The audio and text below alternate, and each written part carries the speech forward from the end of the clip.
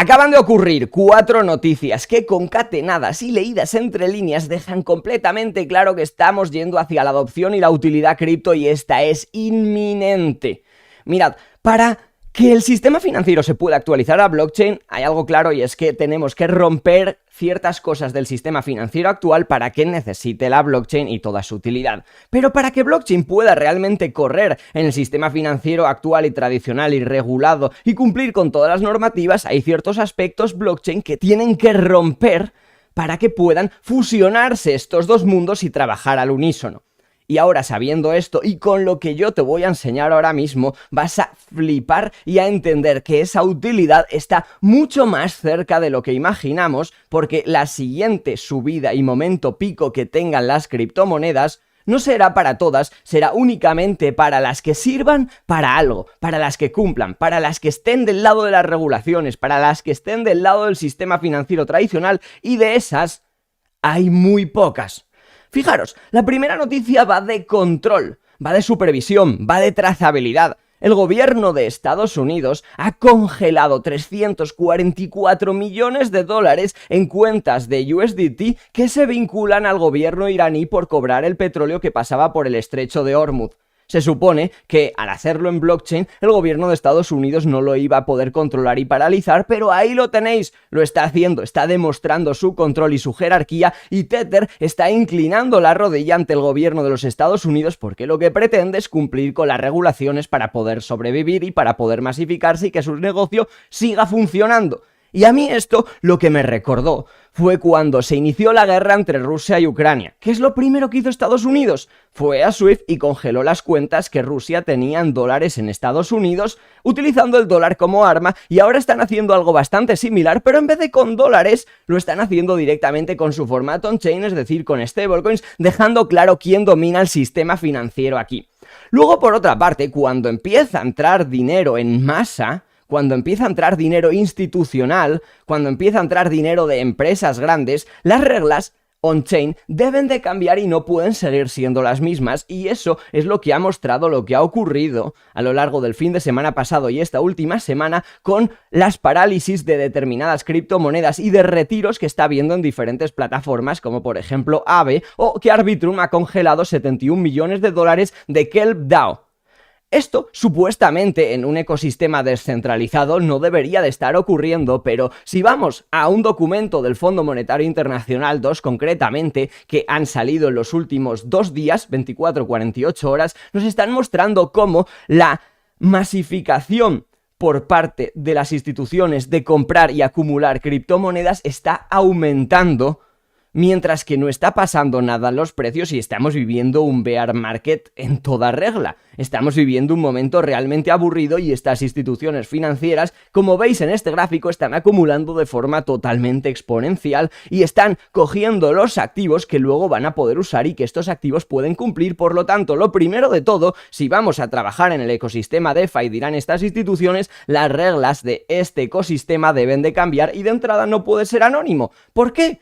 Y para que todo el mundo lo pueda entender, nos podemos limitar al ejemplo que ocurrió el fin de semana pasado, donde unos hackers, a través de la IA, encontraron una vulnerabilidad en este protocolo, en este bridge concretamente, y robaron más de 600 millones de dólares, los cuales luego lavaron a través del ecosistema DeFi y cripto, y ya está, se han perdido. Pero si no hubiera sido nunca anónimo, si hubiera una trazabilidad y si hubiera un control, esto nunca hubiera pasado. Y luego tenemos la otra noticia, la tercera antes de la cuarta, que la cuarta es la buena y la que nos acerca a XRP, que esta es la que a mí personalmente más me pone los pelos de punta y me incomoda un montón. Me incomoda, me molesta, no lo consigo llegar a entender. Pavel Durov, el CEO de Telegram, trajo en Francia. Se han registrado, pero esto no solo pasa en Francia, esto pasa en Francia, en España y en muchísimos países alrededor del mundo, pero de forma tan descarada algo así solo hemos visto en Francia ahora mismo, donde en los últimos 3,5 meses ha habido 41 secuestros en 2026, donde funcionarios, según el diario Le Monde, funcionarios franceses que trabajan en Hacienda, están vendiendo los datos de quién tiene criptomonedas directamente a bandas de delincuentes para que éstas puedan ir directamente a la casa de estos holders y robarles, romperles la puerta y robarles sus criptomonedas.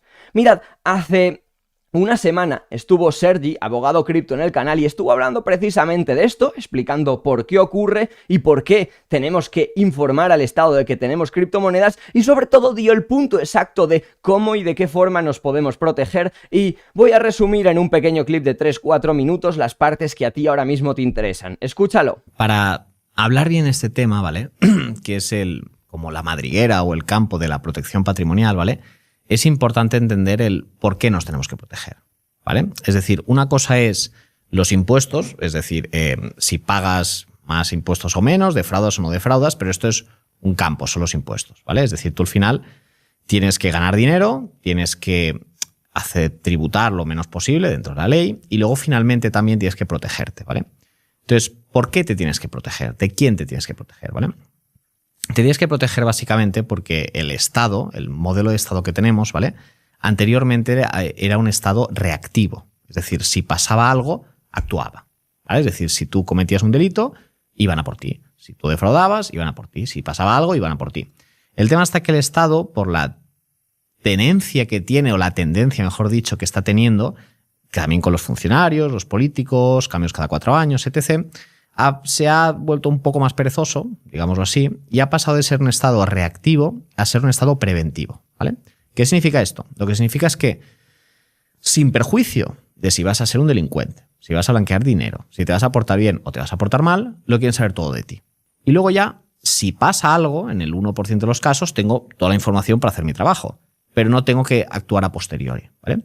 Entonces, ¿cómo se traduce esto? Esto se traduce en que, si bien antes hemos hablado de 2 modelos tributarios, ¿vale? Tanto el IRPF como el impuesto sobre el patrimonio, que son 2 modelos por los cuales tú pagas impuestos a Hacienda, ¿vale?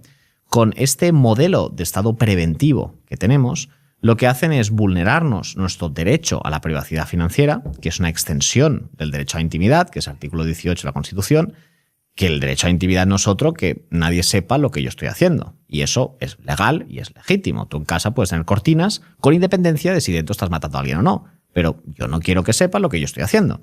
Y una extensión de este derecho a la intimidad es el derecho a la privacidad financiera. Es decir, yo tengo el derecho de poder pagar a quien sea sin que nadie sepa que lo estoy pagando. En el caso que ya empiezas a moverte en entornos cripto, pues tú puedes tener tu exchange en España, tu exchange en extranjero y, por supuesto, una wallet, ¿vale? Esta wallet, evidentemente, no la vas a vincular con los exchanges, sino que la vas a provisionar por peer-to-peer, ya sea físico, digital, con un cajero, porque quizá quieres atesorar una criptomoneda más de 5 años vista, para ya pensando en la prescripción, es decir, ya empiezas a estructurarlo un poco, ¿vale? Que ya empiezas a tener más patrimonio, pues quizá tiene sentido tener una sociedad patrimonial. Que empiezas a crecer más y tienes más negocio, pues de la sociedad patrimonial saltas lo que sería una holding o ya saltas a un family office.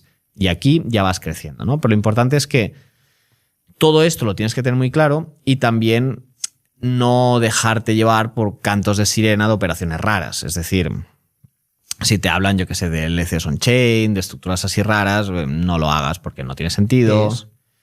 Es un fraude que se hizo famoso hace 2 años por el cual te decían que tú puedes tener una sociedad en el extranjero, en este caso una LLC en Estados Unidos, la cual no revelaba tu titularidad porque era titularidad de una wallet. Bueno, es un fraude de manual y ya no solo por el fraude, es que puestos a defraudar, haz lo mejor, ¿sabes? Aquí el tema está que por el tipo de estructura que era te fiabas mucho en un intermediario que es quien tenía todo tu dinero. Entonces, pues técnicamente, pues si esa persona no es de fiar, pues se va a quedar con todo tu dinero, ¿sabes? Entonces, y aparte que te va a cobrar unas comisiones muy caras, y aparte que es un fraude manual, y aparte que si quieres defraudar hay maneras mucho más fáciles. Entonces, al final, hay mucha gente que se aprovecha del desconocimiento de la gente en protección patrimonial, porque sí que es verdad que en fiscalidad se ha divulgado mucho y ya la gente sabe pues cómo optimizar el patrimonio, cómo pagar menos, pero a nivel de protección patrimonial pues quizá te venden una estructura o nos vienen a veces clientes con ideas que le han escuchado de uno del otro, de cosas que hacer y es en plan, no hagas eso, pues te estás liando, son tonterías, o sea, no es como si... Pero son pasos, es decir, lo primero es como la educación financiera, que es lo primero que llegó, luego vino la educación fiscal y ahora viene la educación patrimonial, ¿no? Lo que queda claro es que el lugar más seguro para tener tus criptomonedas es un wallet frío, sea Tangem, Ledger, Trezor, SafePal, etc. Lo que ahora me preguntaréis qué wallet frío recomiendo, uno de los que yo utilizo es Tangem, Bien, y que sepáis que si ahora compráis vuestro Tangem desde el enlace que os dejo en la descripción del vídeo, tenéis un 20% de descuento, ya sean las 3 tarjetas o sea las 2 tarjetas con el anillo, poniendo los códigos que yo os dejaré en la descripción del vídeo directamente. Luego, por otra parte, llegamos a que tenemos las regulaciones, las cuales deberían haber avanzado a lo largo de esta última semana.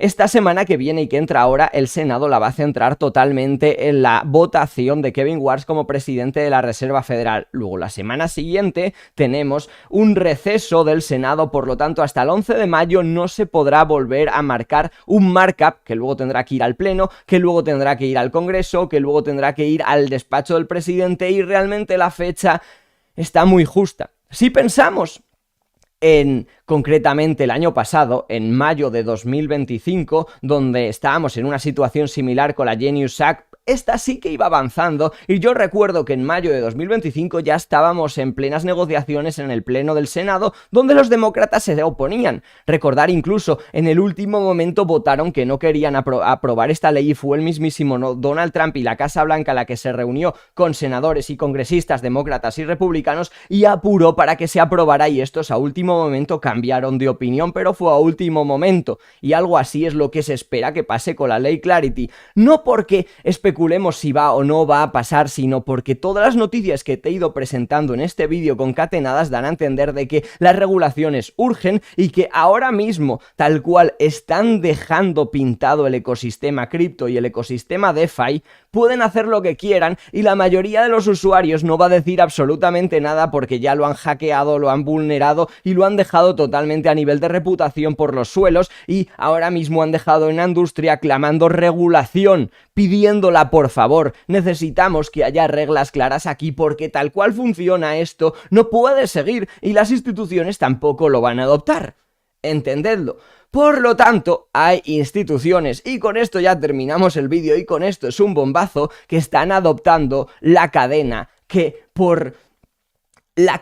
más cumple con todas las regulaciones, licencias, normativas, con todos los protocolos tecnológicos suficientes para poder hacer cualquier cosa y que las instituciones se sientan cómodas, que es la XRP Ledger, concretamente a través del producto de Ripple Treasury, donde se han incluido en los últimos días Swift, el cual se ha conectado a Ripple Treasury, donde también tenemos a Fides, tenemos a JP Morgan, el cual también está conectado aquí, y a Goldman Sachs, el cual lo ha anunciado en los últimos días, en las últimas horas concretamente. Y esto deja claro hacia dónde se está dirigiendo la industria cripto y qué es lo que los mayores participantes del sistema financiero actual están eligiendo. Y ahora se vuelve a abrir un gap, se vuelve a abrir una brecha aquí enorme entre el precio, concretamente, de XRP y los fundamentales que tiene.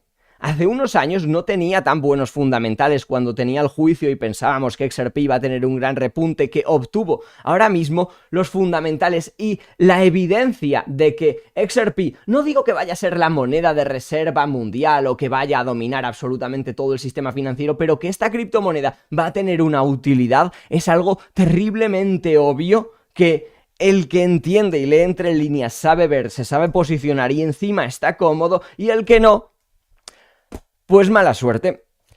¿Te ha gustado el vídeo? ¿Te ha aportado valor? ¿Te ha entretenido? Espero que sí. Un buen like se agradece y como siempre nos vemos mañana en el siguiente vídeo. Adiós.